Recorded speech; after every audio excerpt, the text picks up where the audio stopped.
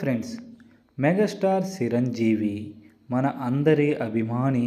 Megastar Chiranjeevi గారు manager తన కుమార్తె నామకరణానికి రీసెంట్గా వెళ్ళడం జరిగింది. అక్కడ తన కుమార్తెకు పేరు పెడుతూ చిరంజీవి ఒక గోల్డ్ చైన్ని గిఫ్ట్గా ఇవ్వటం జరిగింది. మేనేజర్ స్వామినాథన్ ఎంతో కాలం నుంచి తన ఇంటి యొక్క సంపదను, అలానే డబ్బుల వివరాలను అన్నిటినీ భద్రపరచడంలో ప్రత్యేకంగా ఉంటాడంట ఈ స్వామినాథన్.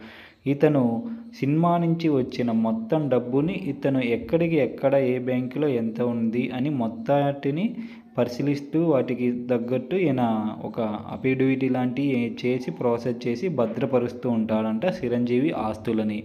అతని ఇన్నాళ్ళు అతనికి ప్రేమగా, అలానే ఏమీ మార్పులు తప్పులు చేయకుండా మంచిగా చేసినందుకు తన కూతురు నామకరణానికి పిలిచాడు. అక్కడికి వెళ్ళి ఎంతగానో సందడి చేశాడు మన మెగాస్టార్.